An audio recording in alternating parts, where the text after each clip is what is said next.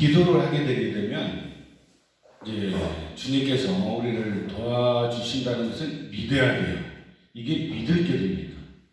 그러니까는 신앙은 봐야지만이 믿는 것이 아니고 내 마음속에서 자꾸 하느님을 찾는 거예요. 예수님을 찾아야 돼. 그래야지 내 안에 믿음이 싹이 틉니다.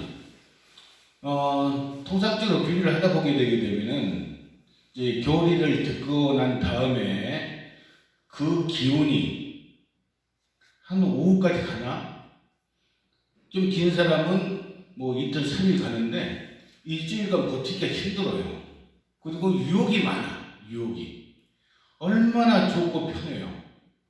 저도 어저께 서울 서초동에 결혼식 갔다 왔는데 볼 것이 너무 많아. 결혼식이 너무너무 멋있고.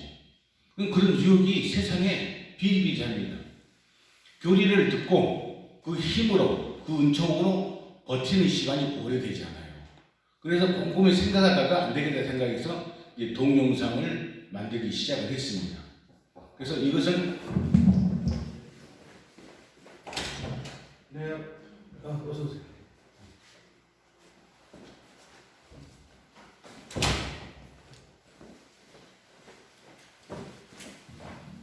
이것을 자주 이용해야 돼요. 안다 하더라도 들음으로 다시 상상할 수가 있어요. 그리고 꼭 눈으로 안 보더라도 그냥 듣기만 하더라도 어느 부분에서는 나한테 도움이 됩니다. 그렇게 생각하시고 한 3주 동안 계속 어떤 사람이 들어와가지고 교리를 방해해서 오늘은 문을 잠갔는데 또 김태현 원장님이 들어왔네. 아예 잠그지 말아야 되겠어. 예. 그래서 카톨릭은 기도로 시작해서 기도로 끝나기 때문에 자 교회 기도편 보면서 주님의 기도. 주님의 기도 다 외운 사람 손 한번 들어보실래요? 주님의 기도. 네, 감사합니다. 빨리 외워야 돼요. 빨리. 이거 이제 안 외워지죠. 안 외워집니다. 할 수 없어. 근데 미사를 자주 참석하다 보게 되게 되면 주님의 기도, 사도신경, 영광서 이런 게 그냥 외워져요. 그리고 이제 미사를 드릴 때 신부님하고 우리는 주고받고 하잖아요. 그러면 신부님이 하시는 말을 머릿속으로 생각하면서 그냥 따라해 보세요. 주님께서 여러분과 함께 그리고 속으로 이 따라하게 되게 되면 이 빨리 들어옵니다. 그리고 가까이 갈 수가 있어요. 그래서 주님의 기도 하겠습니다. 주님의 기도하고 오늘은 영광성까지 한다고 그랬죠. 그래서 몇 쪽이야? 4쪽, 5쪽 펴가지고 성호경 주님의 기도 영광성을 바치는 걸로 하겠습니다. 자, 성부와 성자와 성령의 이름으로 아멘. 하늘에 계신 우리 아버지의 이름이 거룩히 빛나시며 아버지의 나라가 오시며 아버지의 뜻이 하늘에서와 같이 땅에서도 이루어지소서. 오늘 저희에게 일용할 양식을 주시고 저희에게 잘못한 일을 저희가 용서하오니 저희를 용서하시고 저희를 유혹에 빠지지 않게 하시고 악에서 구하소서. 아멘. 영광이 성부와 성자와 성령께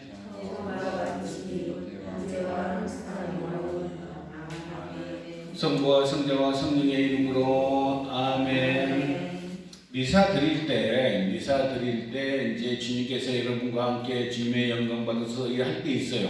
그럴 때 소성호를 합니다. 소성호. 소는 뭐예요? 작죠. 작은 십자가를 3번 그리는 거예요.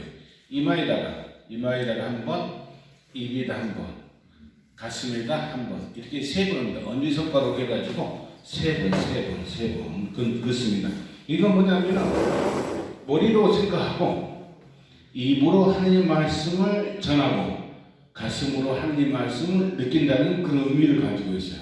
그렇기 때문에 이것을 소송우라고 합니다. 그래서 지금 홍강희 자매님하고 김선미 형제님 오늘 안 나오셨는데 이제 이분들한테 미안한 것이 미리 오셨으면은 미사 책에다 제가 이렇게 체크를 해줬죠. 미사 드리는 순서. 우리 미사가 복잡해요. 그러니까 공짜가 아니야. 가톨릭은 공짜로 막 주는 거 아니에요. 어느 정도 자기 노력이 필요하다 해가지고 이제 미사도 1양씩, 2양씩, 3양씩 뭐 A에 B에 C에 이렇게 나눠져요. 3년마다 한 번씩 돌아간다. 이 내용 자체가 조금씩 돼요. 조금씩.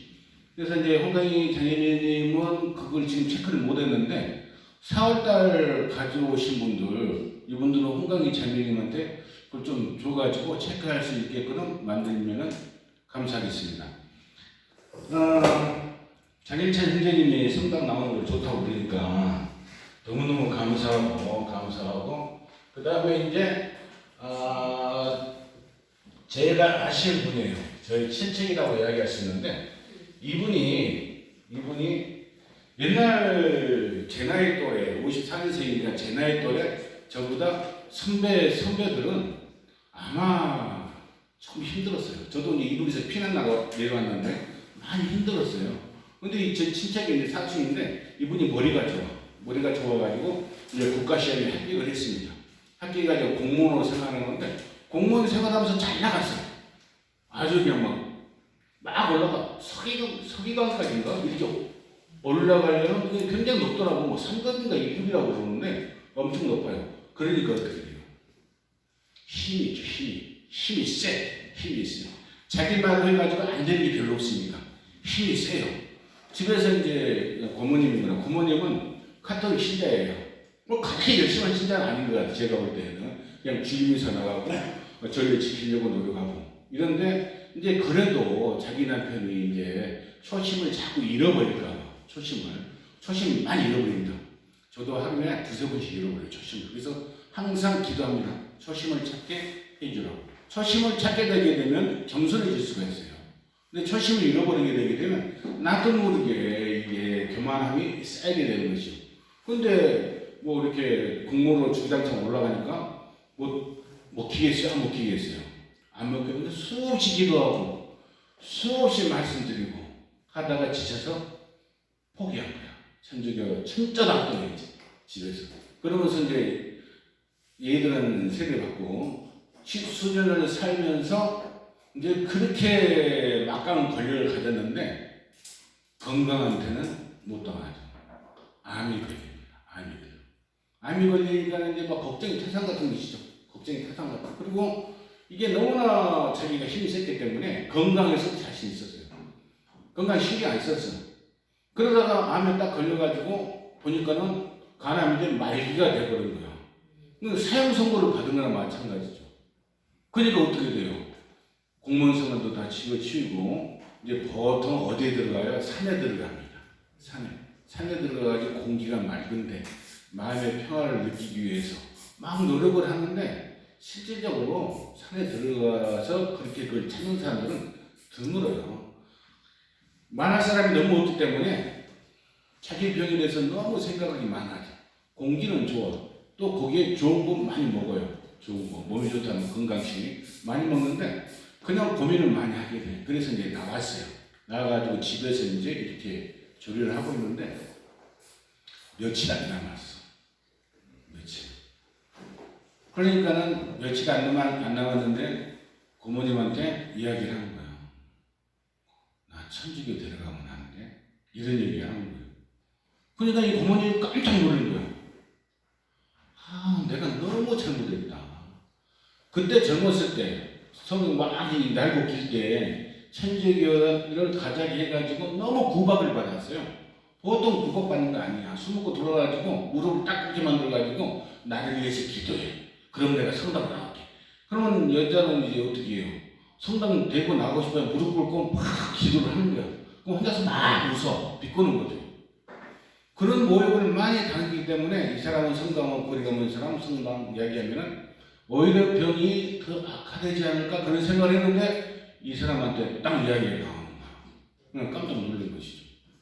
와, 이렇게 강건하고 그 다음에 세상에 자기가 최고라고 생각하는 사람이 이제 그렇게 죽음 앞에서는 약해져 버리는 거야. 그리고 뭔가를 찾고 싶기도 하고. 그래서 이제 이야기하니까 그래서 이제 울면서 잘못했다고. 제가 한번 아플 때 더 이야기를 성당에 나가야 될 텐데 그런 이야기 못했어요. 미안하다고 하면서 이제 신부님 모셔다가 세례 받아요. 세례는 세 가지가 있는데 나중에 배우고요. 세례하는 방법이 세 가지가 있습니다. 네, 나중에 받을 텐데 이렇게 신부님이 이제 세례를 줘가지고 세례문을 잘 모르겠어요. 그래가지고 일주일이나 10일 만에 돌아가셨습니다. 그러니까 사람이라는 것은 나에게 닥치지 않으면은 나하고 먼 거리 있다고 생각해요. 그렇기 때문에 하느님을 찾으려고 마음을 먹고 결심을 했을 때 나와야 되는 거예요. 1차적으로 나오고 봐요. 그냥 저질러 보는 거예요. 그리고 나오면서 자꾸 믿음을 찾아야 돼요. 믿음을. 갑자기 주는 거 아니에요. 갑자기 되는 것도 아니에요. 그렇기 때문에 믿음을 찾아주고 막 노력할 때 그때만이 이제 하느님께서 여러분들한테 뭔가를 이제 보여주시게 되는 것이죠. 그래서 오늘은 뭐야? 오늘은 예수님은 누구인가? 예수님이 누구인가? 다 지워졌네. 역사의 예수님. 그러니까 예수님은 누구예요? 실존 인물이에요? 가상 인물이에요? 뭐 신비적인 인물이에요? 역사적으로 보더라도 실존적인 인물입니다. 실존적인 인물. 63년 보게 되면 기원전 63년 누구다고 이야기를 했죠? 누구다고? 기원전 63년에 기원전 63년은 유다인의 왕 로마한테 멸망당했어요. 로마한테 멸망당해가지고 이제 유다인의 왕으로서 헤로데가 이제 들어올 그런 시기입니다. 그러니까 멸망당했으니까 어떻게 돼요? 참 비참하지. 그런데 그때 당시 헤로데 시대 때 이제 예수님이 등장을 하게 되는데 63년에 로마 멸망하고 그 다음에 37년에 이제 헤로데가 집권을 하면서 이제 뭐가 되죠? 로마에서는 12년마다 그 속국들한테 호구 조사를 해요. 호구 조사. 우리나라도 몇 년에 한 번씩 호구 조사를 합니다. 그래야지만 인원 통계가 나와. 이게 일제시대 때 참되는데 우리나라가 지금 동사무소 있고 뭐 이렇게 주민등록번호 있잖아요. 이게 전부 다 일제시대 참전인데 국가에서는 운영하기는 굉장히 좋죠. 국가에서 운영이 사람 하나를 다 이렇게 체크할 수가 있으니까 호구 조사를 해가지고 호구 조사하기 위해서 어디로 가요? 베들레헴으로 갑니다. 베들레헴 다른 말로는 베들레헴이 있다. 나 베들레헴에 힘이 많아가지고 큰일 났어. 금방 신경 써야 텐데 이게 잘 안 되네. 그래서 그렇게 외우세요. 베들레헴. 내 베들레헴이 있구나. 거기에가 뭐예요? 탄생지예요. 예수님 탄생지. 호구조사 갔기 때문에 사람이 너무 많다 보니까 여관과 숙박할 데가 없어요. 그럼 어떻게 해야 돼요? 마리아는 만삭에다가 이제 산딸에 다 돼가지고 배가 막 불러있는데 그러니까는 할 수 없이 방을 구하다 못 구해가지고 어디? 여관의 마국간의 구유에다가 이제 얘를 놔가지고 올려놓습니다. 제가 제일 처음에 이야기를 했습니다. 지금 시대와 그 당시의 시대의 문화와 습관, 관습관들이 다 틀리다고. 우리나라 마국간은 어때요? 엄청 더럽잖아. 사람 살 때가 아니에요. 그런데 환경이 틀려. 우리나라는 온난다습하고 그때 당시에서의 이스라엘은 굉장히 건조해요. 그렇기 때문에 건조하고 있다고 생각하시게 되면은 마국간에는 우리 지금과 같이 막 습기 있고 막 더러운 것이 있고 그런 것이 없을 거다고 이제 예상을 하는 것이죠. 저의 예상입니다. 학문으로는 아니고 저는 그렇게 생각을 합니다. 그리고 그 당시에서 그 마국간은 아마 소말들이 없었지 않을까. 그러니까 마국간에서 잠을 잘 수가 얘를 낳을 수가 있었던 것이죠. 그런 조건 같은 것이 많이 틀려요. 지금 잣대로 3000년 전을 보게 되게 되면은 모든 게 다 틀려. 그래서 저는 시대를 굉장히 강조합니다. 관습, 습관 같은 거. 그리고 성경을 함부로 번역하면 안 돼요. 왜? 하나님의 성령을 받아서 내가 이것을 이렇게 해석하고 있어. 그건 나 혼자 생각이지. 교회에서는 그렇게 하지 않죠.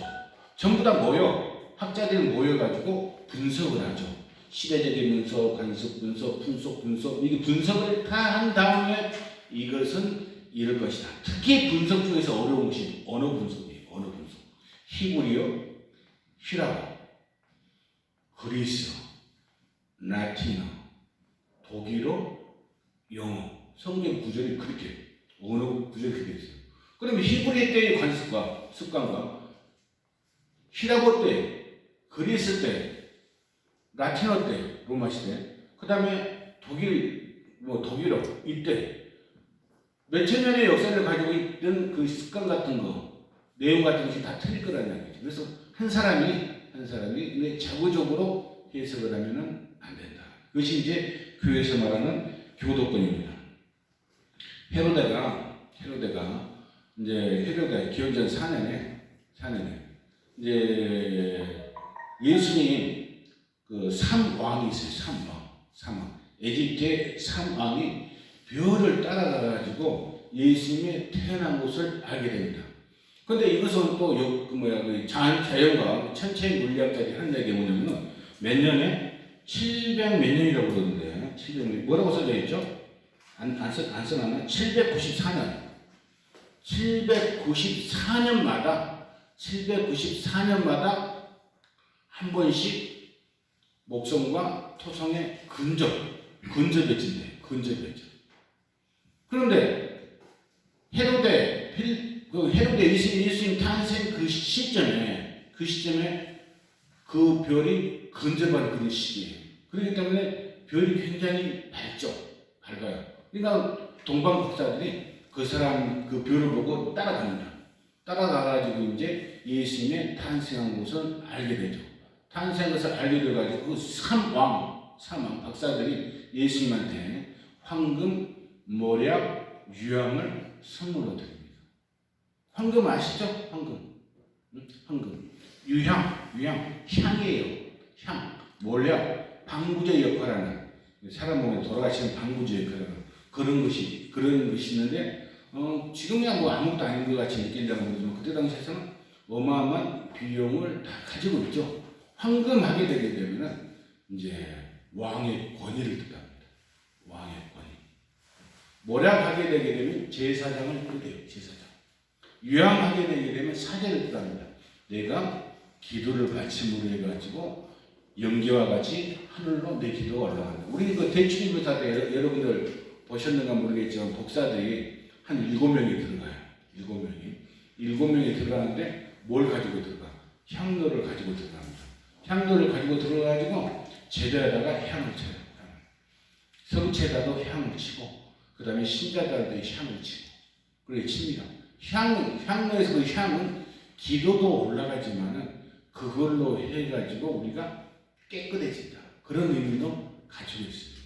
그때 풍습이 병고 같은 거 많이 있는데, 우리 옛날 몇십 년 전만 해도 논두렁에서 뭘 태웠어요?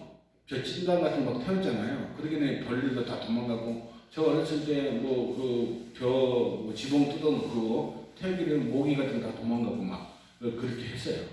몇십 년 전에도 그랬는데 그때 당시에는 2000년 전이라고 생각하게 되게 되면 그것은 이해를 하셔야 될 것 같습니다. 그 다음에 이제 얘가 태어나가지고 예수님이 태어나셔가지고 어디에서 태어나셨죠? 베들레헴 태어나셔가지고 이제 요셉의 꿈에서 천사가 나타나는 거야. 천사가 나타나가지고 빨리 도망가라. 왜? 헤로데가 자기가 왕인데 새로운 왕이 태어난다고 그러니까 이게 두려운 거야. 그리고 내가 왕권을 뺏기는 것이 아닌가. 그런 생각이 들어서 안 되겠다. 죽여야 되겠다 생각을 해요. 그래서 이제 천사가 요셉한테 나타나가지고 밤중에 도망가라. 어디로 도망갔어요? 에집트로 도망갔죠. 지금같이 기차 타고 비행기 타고 가는 것이 아니에요. 말 타고 당나귀 걸어서 당나귀에 짐 싸들고 성모님 그다음에 예수님 다 앉혀가지고 이렇게 끌고 가는 거예요. 얼마나 멀겠어요. 베들레헴에서 나자렛까지 간다는 그 에집트까지 간다는 그 기간이 얼마나 많이 길겠습니까? 그 고생하면서 가는 거예요. 여러분들 이사 다녀보셨죠? 이사로 다니게 되게 되면 이 동네에서 이 동네에 이사 가더라도 좀 그래. 근데 이 동네에서 인천에서 서울로 이사 가. 전부 다 낯선 곳이에요. 근데 인천에서 그냥 미국으로 이사 가는 거. 얼마나 낯설고 두렵겠어요. 그때는 물자도 풍부하지 않은데 그 두려움을 극복하고 천사가 도망가라 이야기하니까 이제 도망가게 되는 것이죠. 그래가지고 이제 에집트에서 좀 살다가 그 당시에 또 무슨 사건이 벌어지냐면은 헤로데가 예수님 찾으라고 그러니까 예수님이 도망갔어. 안 되겠다. 그래가지고 그 동네에 있는 2살짜리 애들 전부 다 죽여버려요. 이게 역사에 기록되어 있습니다. 그래서 이게 남아에서의 부모들의 울음소리, 전복이는 엄마의 울음소리가 하늘을 진동했다 이렇게 이야기를 하고 있습니다. 그러니까 다 죽여버렸어요. 다 죽인 다음에 어떻게 돼요? 끝내는 못 찾죠. 도망갔습니다. 그래서 에집트에서 2년 동안 살다가 다시 나자렛으로 돌아갑니다. 나자렛. 그래서 고향은 어디다고요? 베들레헴. 그 다음에 자기가 산 동네는 어디다고? 나자렛. 제발 좀 잊어버리지 말아주세요. 베들레헴과 나자렛은 잊어버리면 안 됩니다. 구약 성경 보게 되게 되면 나자렛에서 예언자가 태어난다고 이야기를 하고 있어요. 한참 시대 흘러가지고 예수님께서 막 이렇게 하고 있어요. 복음 전파하고 있을 때 유대인들 학자들끼리 이야기를 해요. 예수 나자렛 예수요. 예수 별거 아니야. 그 촌구석에 뭐 아주 시골이에요. 시골 촌구석에서 뭘 누가 유대한 사람이 나오겠어. 이 일들 하기로 이렇게 생각하시면 돼요. 우리가 무슨 동이죠? 선악동이죠. 선악동에서 타는 거예요. 갈릴리아는 인천시를 떠대요.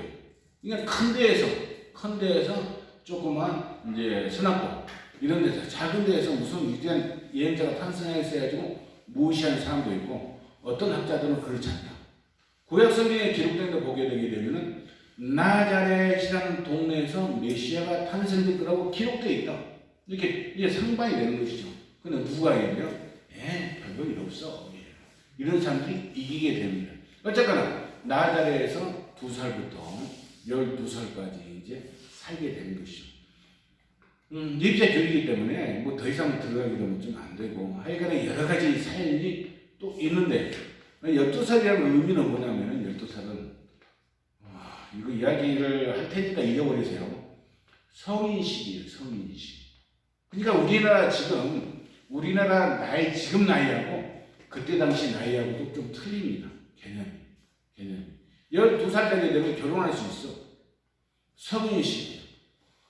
그때 당시 구약 성경이니까 구약 성경, 토라를 공부할 수도 있고 율법을 토론할 수도 있고 가르칠 수도 있고 그런 나이가 12살입니다.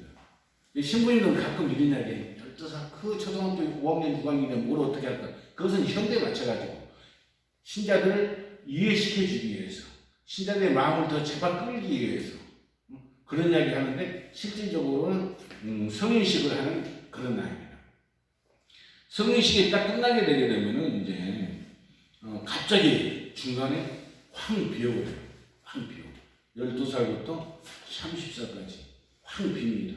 그래서 이걸 이제 어떤 이상한 이단에서는 그 시기를 이상으로 막 만들어놔가지고 예수님이 뭐 어쩌다 저쩌다 뭐 예수님은 메시아가 아니다 이런 이야기 많이 하는데 그런 이야기는 성경책에서 나와 있지 않기 때문에 성경에서 그 이야기를 해요. 이 시기는 공백기간이다. 무명시대이다. 무명시대는 무슨 시대냐? 준비 기간 시대이다. 큰일을 하기 위해서는 준비를 해야 돼. 내가 사업을 하는데 그냥 사업해 오케이 한번 해봐 이게 아니잖아요. 뭔가를 준비를 해야 준비를. 현대건설이라든지 삼성전자 보게 되게 되면 몇 대를 준비를 해요. 이병철 회장이 전자 만들자 다 반대. 뭐 사장단부터 다 반대. 하자 밀어붙이는 거예요. 어려움이 많죠. 그 다음에 이건희 회장이 또 물려받아가지고 그분이 진짜 큰일을 했죠. 그래서 막 돌아다니면서 이제 전자반도체 망주는 거죠. 그게 에피소드 굉장히 많이 있습니다. 사람도 죽기도 하고. 물론 우리나라 사람들은 그건 좀 충성심이 굉장히 강해요. 뭐 별 희한한 얘기가 많이 있습니다. 사실인지 아닌지는 잘 모르겠어요. 어쨌거나 그런 시대 12살부터 30살까지는 무슨 시대이다? 무명시대라고 생각하게 되면 됩니다. 무명시대. 무명시대는 이제 준비 기간의 시대라고 생각을 하시면 돼요. 그래서 12살은 유소년 시대, 그 다음에 30살까지는 무명시대, 그 다음에 이제 30살부터 짠 하고 등장하죠. 예수님께서 짠 하고 등장하는데 등장해가지고 제일 처음에 어디를 가요? 광야를 갑니다. 광야를 가게 되게 되면 광야는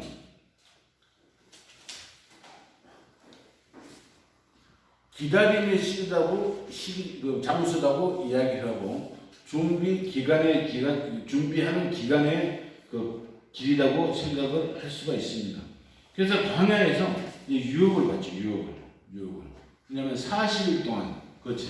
40일 동안 거치면서 이제 사탄이 나타나가지고 예수님이 곧 하느님이라는 것을 알아요.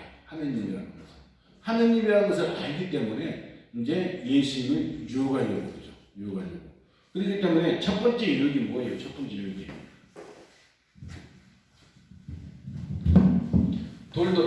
돌. 뭘 만들어? 빵을 만들어. 얼마나 배고프겠어. 지금 40일 굶으라고 하게 되면 그 목사님 40일 굶으시더라고. 40일. 그런 사람 보지는 못하고 매스컴에서 들어갔습니다. 저도 이제 한참 젊었을 때 이제 사순절이라고 있는데 사순절 기간에 저도 금식을 하죠. 금식. 죽는 줄 알았어요. 금식하면서. 한참 젊었을 때 한 4, 5년 동안, 5, 6년 동안을 금식을 했습니다. 금식을 했는데 제일 처음에는 5일 동안을 진짜 아무것도 안 먹었어. 물도 안 먹고 밥도 안 먹고. 그때 너무 힘든 거야. 진짜 죽을 것 같은 거예요. 그러다가 그 다음에 이제 옛날에 이제 그 민주화 때 신부님들이 구국 기도회를 가졌습니다. 구국 기도회를 가져서 신부님이 인천 시내 신부님 다 모여가지고 카톨릭관에서 기도를 하는데 그때 단식 기도를 하셨어요. 그때 이야기했잖아요. 들은 게 있어. 기도 막 끝나고 나면은 그 다음에 묵상이 들어갑니다. 큰 홀에다가 신부님들 다 이렇게 앉아가지고 자기라는 성서 구절을 보면서 옛날 생각을 하면서 막 하는 거예요. 하다가 이제 어떤 신부님 좀 연세가 있던 신부님이 자 신부님들 식사를 갑시다. 그러면 신부님들이 쭉 내려가. 식당에 쌓여있어. 식당에 쌓여있으면 탁자에 물 한 그릇과 소금에서 그러면 식사 시작하기 전에 물 한 그릇 먹고 소금 딱 찍어 먹고 그런데 딱 올라가서 기도하고 그 다음에 이제 한 3시 정도 되게 되면 신부님이 간식 먹으러 갑시다. 그러면 또 쭉 내려가. 간식이니까 소금이 없어. 물만 있어. 물 안 되잖아. 그럼 이제 딱 먹고 딱 올라가. 그때 당시 그 이야기를 들었어요. 그래가지고 죽겠다. 그럼 나도 간식과 식사를 물과 소금을 해야 되겠다. 해가지고 했습니다. 와 진짜 좋대. 제일 힘든 것이 둘째 날 저녁이에요. 와 빵 보여. 먹고 싶어가지고 빵 보이고 속에서 막 흑이죠. 이제 뱃속에서 난리. 그런데 3일째 딱 되잖아요. 그러면은 이상하게 그게 없어지는 거예요. 배고픔이 별로 못 느껴져. 그 대신 기운이 없어. 걸어다니기 되게 힘들어요. 근데 이제 물 먹고 소금 먹으니까 그게 좋더라고. 근데 매년 한 3일에서 5일 동안 이렇게 하다가 언제 죽을 뻔했냐면은 마지막 그때 하고 안 했나? 그 다음 한 번 더 했나? 그렇게 이제 그때는 제가 총각에 있으면 혼자 살았어요. 그렇게 하고 이제 밥을 먹는데 갑자기 땡기는 거야. 밥이. 그래가지고 의사들이 한 이야기가 뭐냐면은 많이 먹으면 절대 안 된다. 밥 먹으면 안 된다. 미움 먹어라. 막 그런 소리를 들었기 때문에 혼자 사니까 그 숲 있잖아. 숲을 뿌려줘. 바보같이 그걸 다 끓인 거야. 그 뭐 3인분 4인분 되고서 다 끓여서 조금만 끓였으면 되는데 근데 나 그거 끓인 걸 보니까 막 먹게 되는 거예요. 막 먹게 돼. 그래서 한 3분 지나 밥 먹었는데 배가 불러오더라고. 그 다음부터는 이제 담배 참 못 참아. 뒤틀려가지고. 토하고 설사하고 뒤틀려가지고 막 그때 진짜 죽겠다는 생각. 배가 터질 것 같아요. 배가 터질 것 같아요. 이가 이렇게 조금 오므라졌을 거 아니에요. 이 오므라진 상태에서 갑자기 음식이 들어가니까 이게 막 쇼를 거야. 그때 너무너무 힘들었어. 그때 아마 그때 혼나가지고 그다음부터는 안 했을 거예요. 아마 간사한 사람이야. 간사한 사람. 그래서 돌더러 빵이 되라고 해봐라. 왜? 너는 하나님의 아들이기 때문에 돌로도 빵을 만들 수 있다.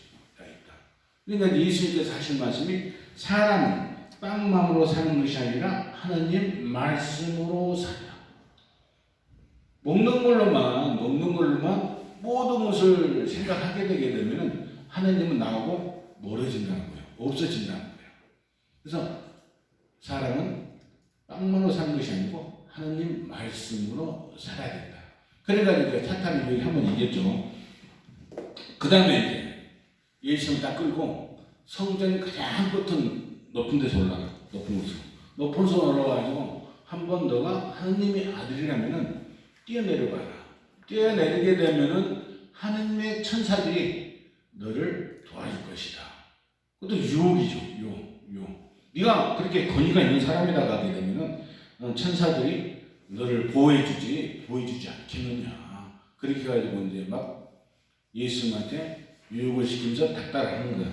그래서 예수님께서 하신 말씀이 너희 하느님을 시험하지 마라.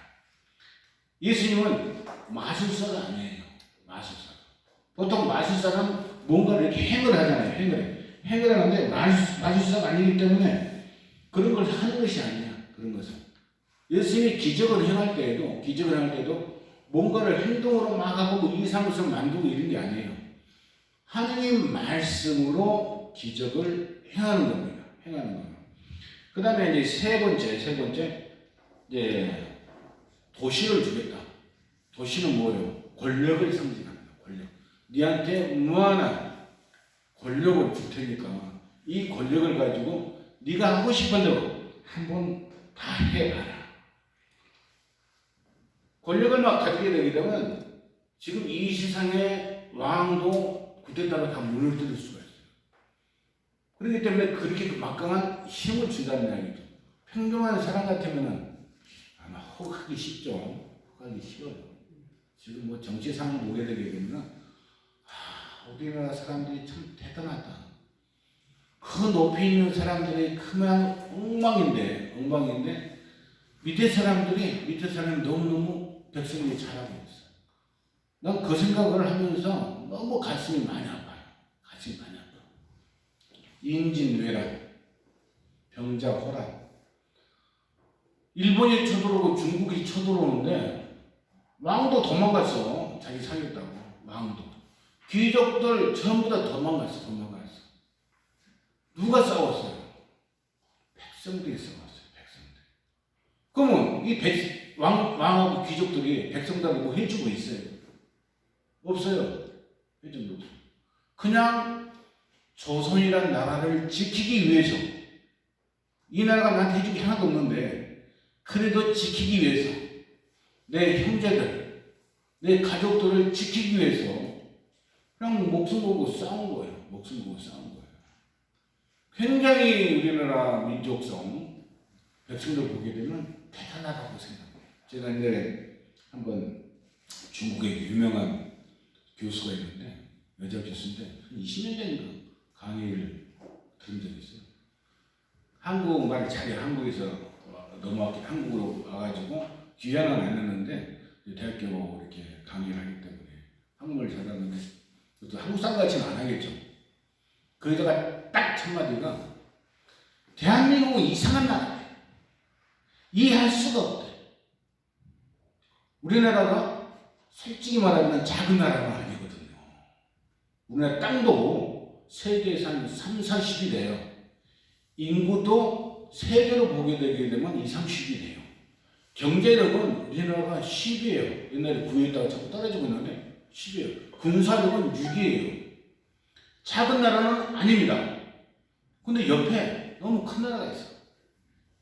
중국, 러시아, 일본, 태평양 건너 미국. 이 큰 나라가 있어가지고 우리나라가 작은 나라같이 우리 스스로가 느끼고 있는데 작은 나라는 아니지만은 중국에서 그 교수가 볼 때는 진짜 작은 나라야.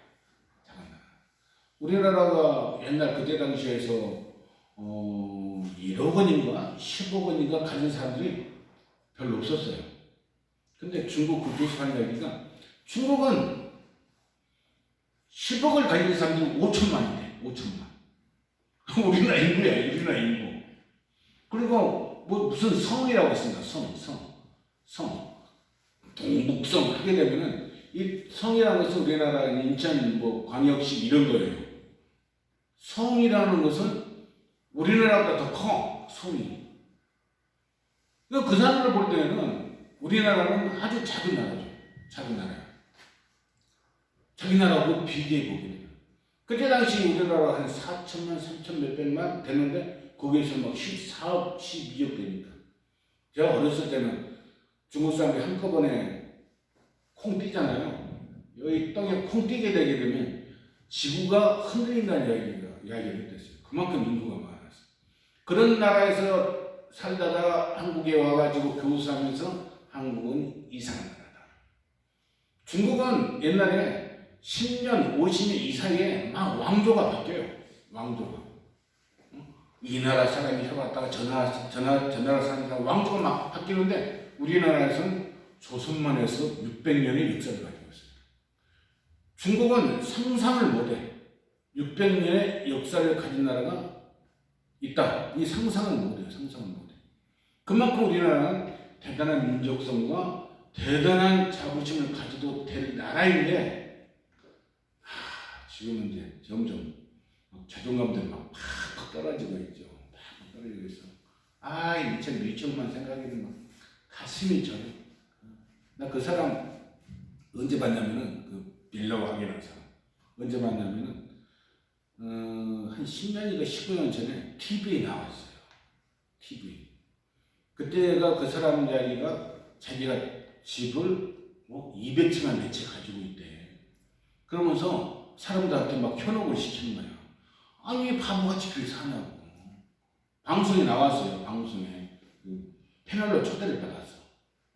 맨주먹으로 이렇게 컸대요. 맨주먹으로.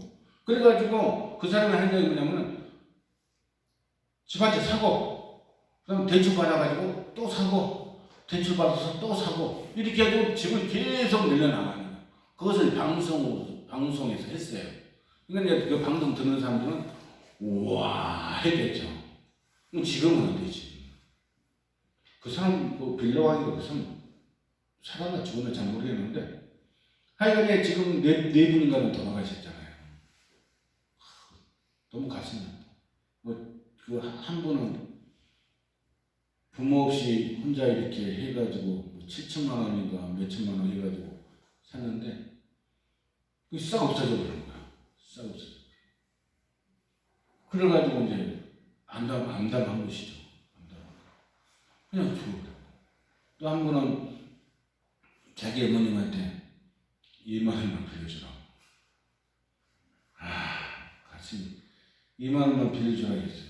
정했어요. 독직자가 있어가지고 죽어버린 거야.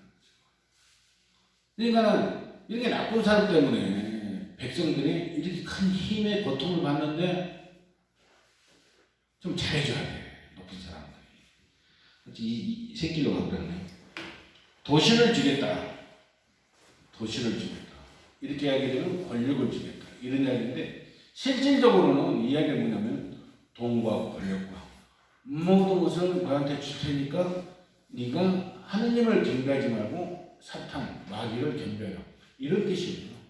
그러니까 예수님께서 전부 다 그것을 물리쳤죠. 물리치고 이제 복음을 선포하게 됩니다. 그 복음은 어디서 선포해요? 갈릴리아에서 이제 선포를 하게 되는 것이죠. 갈릴리아는 어디라고 그래서 인천시 같은 도시라고 그랬어요. 도시. 지금 이제 팔레스티나 땅 크기가 얼마나 크냐면은 경상북도 아시죠? 경상북도. 경상북도보다 조금 더 커요. 조금 더 커. 그런데 세계 경제는 누가 잡고 있느냐? 유다인들이 잡고 있죠. 유다인들. 그러니까 미국에서 이 이스라엘 이런 쪽을 무시를 못하는 거예요. 유다인들이 미국 경제를 잡고 흔드니까 그것도 이제 상식적으로 알아두시면 될 것 같고. 그래서 예수님께서는 이제 복음을 선포하시죠. 복음을. 때가 다 되었으니 하느님 나라가 가까이 왔다. 회개하고 이 복음을 믿어라. 1장 15절에 성서 말씀에 나와 있습니다. 복음은 뭐예요? 복음은 예수님께서 우리를 구원하기 위해서 이 세상에 오셨다. 이것이 복음입니다. 복된 말씀. 그러니까 우리는 예수님을 믿음으로 인해 가지고 구원을 받을 수가 있다. 그 제자들이 이제 12제자가 되는 것이죠. 12제자. 그래서 이제 예수님께서 갈릴리에서 복음을 전파하면서 이제 돌아다니다가 보는 것이 이제 많은 사람들을 만나게 되죠. 기적도 행하고 죽은 사람도 살려주고 막 하는데 예수님이 돌아다닐 때 사람들은 뭔만 보냐면 기적만 보면서 예수님을 쫓아다니는 사람도 있고 예수님을 사랑하기 때문에 쫓아다니는 사람도 있고 몇몇 사람들이 많이 있죠. 몇몇 사람들이. 그런데 제일 이제 그 예수님한테 크게 은총을 받은 사람이 몇 명이 있는데 한 사람 누구냐면 중풍 환자예요. 중풍 환자. 성서서 나왔는데 중풍 환자. 예수님이 어느 지방 간다면은 구름같이 막 와. 구름같이 오는데 멀리서 중풍 환자니까 이 침대에 누워있어. 움직이지도 못하고. 누워있으니까 예수님 근처에 갈 수가 있겠어요? 없겠어요? 가기 힘들죠. 힘드니까 그 친척들, 친구들이 쭉 중풍 환자 침대를 어깨에 위고 예수님이 계시는 지붕 위로 올라가.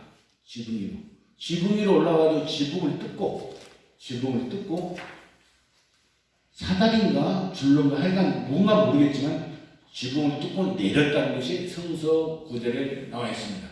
예수님 앞에 내렸다는 것. 여기서 우리가 알 수 있는 것이 뭐냐면 시대적인 환경이죠. 우리나라에서 지붕 뜯을 수가 있어요, 없어요? 50년 전만 하면은 전부 다 초가집이 많잖아요. 지붕을 뜯을 수가 없어. 근데 이스라엘은 환경적인 특성에 의해서 지붕이 이제 얼기설기로 되어 있는 거야. 얼기설기. 제 생각입니다. 이건 그 학문적으로 교부들이 이야기하는 사람이 제 생각. 그래서 시대적인 배경이 중요하다는 것을 강조하기 위해서 이게 맞는 것이죠. 생각한 것이죠. 그러니까 뜯기가 쉬운 거예요. 뜯기가 쉬우니까 그 어떤 그 가운데서 예수님 앞으로 그 사람한테 이렇게 이제 내려보낸 것이죠. 침대를. 그러니까 예수님은 그 정성을 보는 거예요. 그 정성. 그 열의를 보는 것이죠. 여러분들이 지금 여기 나와 있잖아요. 여러분들이 이 열의를 예수님께서 지금 봐주고 계셔요. 하느님께서 봐주고 계신다고. 오늘 못 나온 사람 중에서 여러 가지 이제 일들이 있을 거예요. 할 수 없이 아파서라든지 결혼식이라든지 장례식을 한다든지 그냥 할 수 없이 지방을 떠나는지 할 수 없이 가는 사람도 있지만은 유혹에 빠진 사람도 있죠. 유혹에 귀찮아서 나가봤자 거기서 거긴 것 같고 시간만 없어지고 그러면 이제 안 나오는 거예요. 안 나오는 거. 근데 그런 것이 이제 열이라고 이야기하는 것이죠. 그래서 예수님께서는 그 친구들, 그 사람 친구들의 열의를 보고 내 죄는 용서받았다 이야기합니다. 아니 빨리 나와서 빨리 집에 가 이야기해가지고 내 죄를 용서받았다 이렇게 이야기해요. 그러면 예수님 어떤 사람이에요? 죄를 용서해주는 사람. 그래서 병이 나왔어. 죄를 용서한다고 그래요. 병이 났고 성서상에서 보게 되면 그 자기 짐을 갖고 나가. 옛날 사람은 뭘 생각했냐면은 병을 죄에 대한 벌이라고 생각했어요. 내가 병을 했다. 그럼 나는 잘못을 해가지고 죄를 받고 있구나. 죄를 받았으니까 내가 병에 걸렸구나 이렇게 생각을 하는 거예요. 그래서 예수님이 그 시대 풍습에 맞게끔 내 죄를 용서받았다 이렇게 말씀하시는 겁니다. 그만큼 예수님은 뭐 하시는 분이시다? 죄를 용서하시는 분이시죠. 죄를 용서하시는 분. 그렇게 생각하면 되고, 그 다음에 이제 그 사마리아라는 데가 있습니다. 우물가에 사마리아 여인이라는 것이 또 있어요. 많이 있는데 다 설명 못할 시간이 지금 없어가지고 벌써 20이 다 돼가는데, 사마리아는 그 아시리아한테 침공을 받아가지고 정복을 당합니다. 그때 많은 사람들이 이제 마대 지방으로 끌려가요. 그리고 아시리아 사람들이 또 북이스라엘로 와가지고 사마리아에 와가지고, 사마리아는 북이스라엘의 수도입니다. 수도. 그걸로 와가지고 이제 살기 시작을 해요. 그러니까 사니까 어떻게 돼요? 결혼하게 되겠죠. 결혼을 하니까 이제 피가 틀려지는 거야. 2000년 전에, 3000년 전에 민족의 피가 옅어지는 것이죠. 그 다음에 야훼를 믿는 그런 신을 섬기는 사람들이었는데, 야훼를 믿는 것이 아니고 또 아시리아에 있는 바알신이라든지 기타 잡신들을 믿기 시작을 해요. 또 야사에서는 사마리아 수도가 아시리아에 정복당하는데 결정적인 역할을 하는 것은 이제 배신자다. 사마리아 사람들이 이제 꼬질러서 이쪽으로 오게 되게 되면 이제 이길 수 있습니다. 그건 야사예요. 진짜 성서에서 나오지 않고 이제 그런 이야기예요. 그래서 이스라엘 사람들은, 사마리아 사람들은 사람 취급도 안 해요. 근데 예수님께서는 사마리아 여인한테 가가지고 이제 우물가에서 물을 붓고 있으니까 물을 달라고 해요. 그러니까 사마리아 여인이 하는 이야기가, 당신은 유대인 사람인데 어떻게 나같이 천한, 그 여자는 근데 그 당시 습관이 그래요. 사마리아 사람들 천하다. 나같이 천한 사람한테 물을 달라고 하십니까? 이렇게 대물어요. 상대도 안 해. 사마리아 근처 지나가지도 않아. 이스라엘 사람들. 그만큼 아주 그냥 이렇게 하고 있는데 와서 물 달라고. 예수님께 하시는 말씀이, 지금 내가 누구라고 해서 알게 되게 되면 네가 나한테 물을 달라고 할 것이다. 내 물은 영원한 물이고 영원히 샘솟는 물이다. 그렇게 이야기를 해요. 그냥 그게 쭉쭉쭉 나가는데 그것은 시간이 없어서 못하겠고, 그만큼 예수님은 이스라엘 민족 때문에 예수님이 등장하는 것이 아니고 온 세상 인류 구원을 위해서 등장했기 때문에 사마리아인이고 뭐 한국 사람이고 누구고 아프리카 사람이고 신경을 안 쓴다는 이야기죠. 신경 쓸 필요가 없는 것이죠. 그래서 이제 그 복음 말씀이 우리한테까지 여기 온 것이죠. 세리가 있었어요. 세리. 자케오라는 세리. 레이스 사람 자케오. 세리가 있는데 그 사람이 마태복음 저자입니다. 그때 당시 세리는 뭐냐면은 세금을 걷는 사람이에요. 세금을. 왜 세리를 굉장히 미워했냐면은 그 이스라엘도 거지가 있었을 거 아니에요. 거지도 또 세리한테 동전을 안 해. 동전 구걸을 안 해요. 동전 주면 던져버려요. 왜 미워했냐면은 세금을 걷어가지고 로마에다가 세금을 일부를 바쳐야 돼요. 쉽게 이야기하면 이거예요. 각 개인당 10만 원을 걷어라. 이렇게 세리한테 명령이 내립니다. 그러면 세리는 자기의 권한으로 50만 원을 걷어. 50만 원을 걷어가지고 10만 원 벌고 40만 내가 착복을 하는 거예요. 그 권한이 있었어요. 세리한테. 그때 당시에서. 그렇기 때문에 진짜 미워해요. 보통 미워하는 것이 아니에요.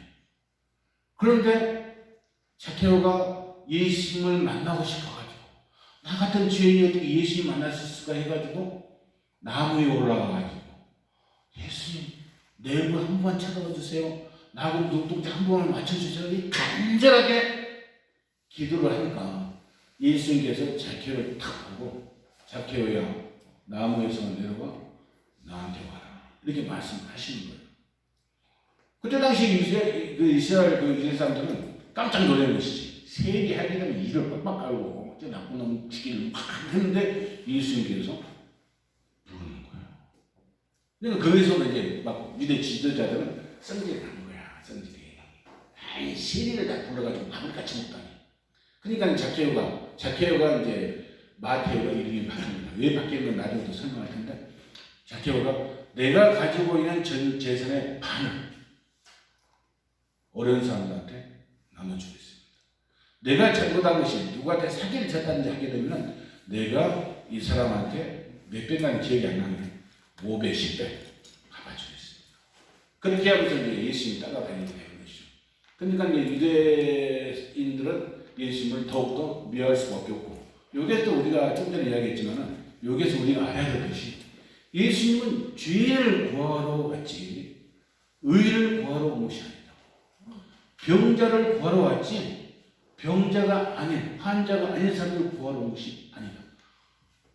의인들은 자기들이 자기랑 잘 살면 돼. 그리고 그 사람은 너무나 교만해. 참아. 병자들은 어디 갈 데가 없어. 하소연할 데가 없어. 특히 여자, 과부, 그 다음에 아픈 사람들, 문둥병 환자 이런 사람들은 어디 갈 데가 없어요. 다 천자고 다 몰려고, 뭐 식비 같은 영화 보게 되게 되면 문둥병 환자는 굴에다가, 문둥병 환자 사는 굴에다가 처박아 놓잖아요. 그래서 못 나오게 만들어. 그런 사람들을 구원하기 위해서 내가 왔다 이렇게 이야기를 합니다. 그래서 치유는 죄에서부터 해방되는 것이다. 죄에서부터 치유는 우리가 하나님을 믿음을 내려가지고 죄에서 해방이 돼야 돼. 해방이. 이것이 뭘로 생기느냐? 믿음으로 생기는 믿음으로. 여러분들 교회 안 나오고 그러면 괜히 죄짓는 것 같아. 죄짓는 것 같아. 그런데 실질적으로 이야기하잖아요. 결혼식이라든지 장례식이라든지 내가 실제 시간을 조정 못할 정도 그런 상황이 되게 되면 할 수 없다는 얘기예요. 인간의 힘으로 할 수 없는 일을 어떻게 할 거예요? 그건 죄가 아니냐는 얘기죠. 오늘 두 분한테 이제 문자 왔잖아요. 결혼식 간다고 앞에서 큰 놈, 요새 감기 조심해야 돼요. 이런 사람은 죄책감이 시달릴 필요가 없어. 하나님을 더 만나야 되겠다. 내 동네는 강을 더 두 번, 세 번 더 들어야 되겠다. 이렇게 말을 생각하면 돼.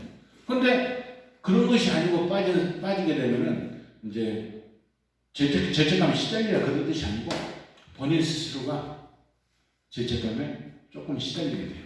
그러다가 나중에 어떻게 돼요? 무덤덤해지는 거야. 무덤덤해지게 되면 종교를 떠나게 되는 것이죠. 그게 자기가 스스로가 구원을 버리는 것이 됩니다. 예수님의 추종자들과 반대자들.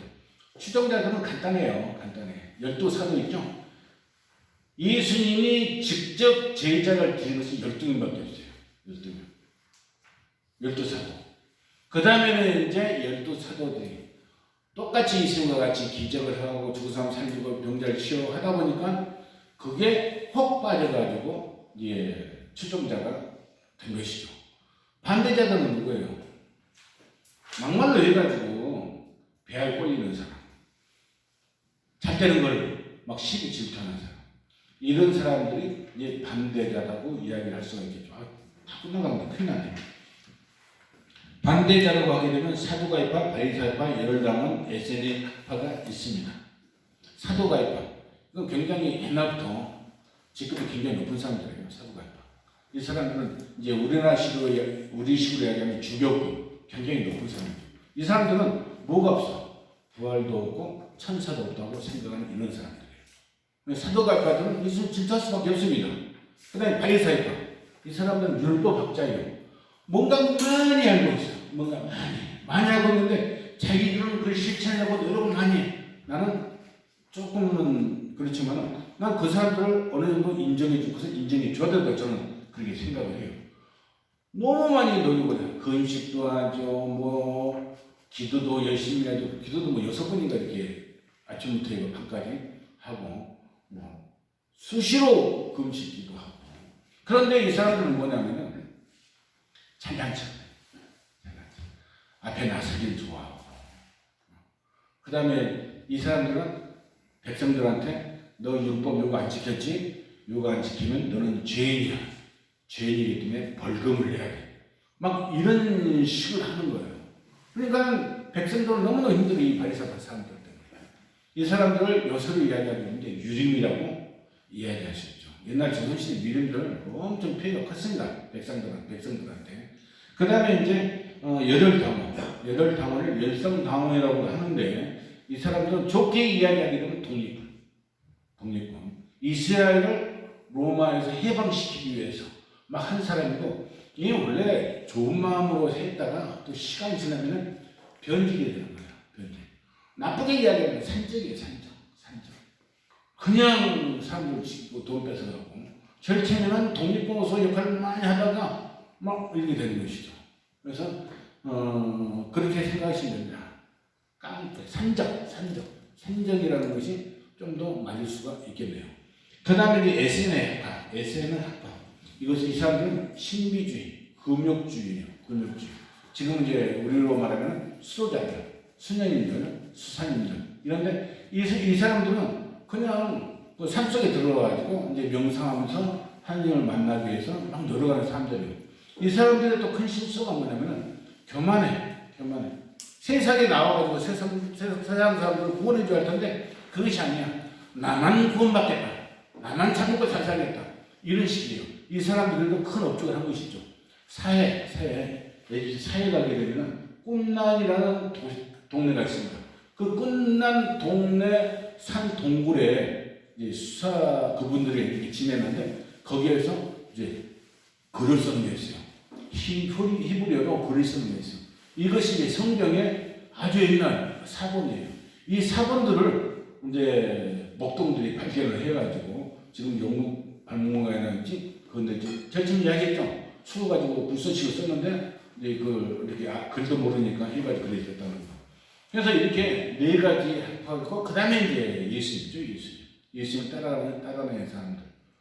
이렇게 이야기할 수가 있을 것 같습니다.